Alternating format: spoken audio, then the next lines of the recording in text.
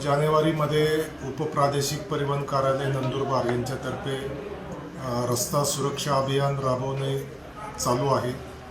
याच्यामध्ये मुख्यत्वे रस्त्यावरील अपघात कमी करण्यासाठी लोकांचे प्रबोधन करणे, लोकांपर्यंत अपघाताबद्दल माहिती देणे, अपघात होऊ नये यासाठी काय काळजी घ्यावी याबद्दलचं प्रबोधन करणे, याच्यावर विशेष काम केलं जातं।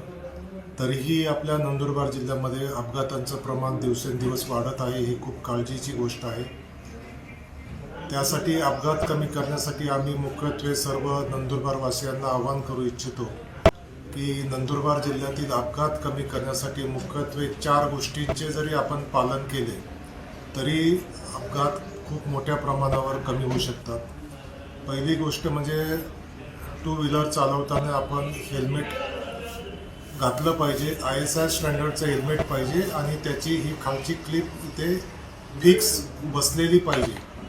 नाहीतर बऱ्याच वेळेस काही लोक फक्त हेल्मेट डोक्यावर ठेवून देतात आणि ज्यावेळेस अपघात होईल पहिलं हेल्मेट बाहेर पडतं आणि त्याचा काही उपयोग होत नाही। दुसरी गोष्ट 4 व्हीलर चालवताना सीट बेल्ट, पुढे बसणारे दोघं आणि मागे बसणारे सर्व प्रवाशांना सीट बेल्ट हा कंपल्सरी केलेला असतो। ज्यावेळेस अपघात घडतो त्यावेळेस सर्वप्रथम बेल्ट न लावलेल्या व्यक्तींना डोक्याला इंजुरी आणि मानेला इंजुरी होऊन अपघातात मृत्यू पावण्याचं प्रमाण सगळ्यात जास्त आहे।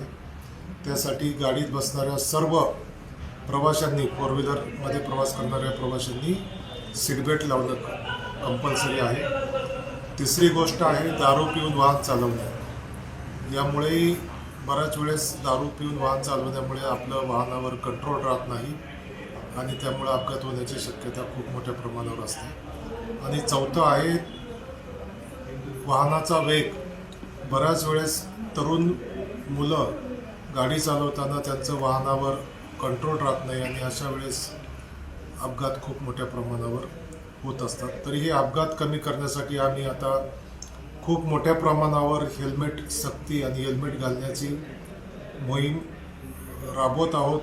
तसेच सीटबेल्ट वापरण्यासाठी पण आम्ही त्यासाठी मोहीम राबवत आहोत। या नियमांचं उल्लंघन करणाऱ्या लोकांवर खूप मोठ्या प्रमाणावर सक्त कारवाई करणार आहोत। उपप्रादेशिक परिवहन कार्यालय या सर्व गोष्टींबद्दल खूप सिरियस असून यापुढे नंदुरबारमध्ये खूप मोठ्या प्रमाणावर कारवाई करून वाहने जप्तीची कारवाई आम्ही करणार आहोत। त्यामुळे मी आपल्या माध्यमातून नंदुरबारवासियांना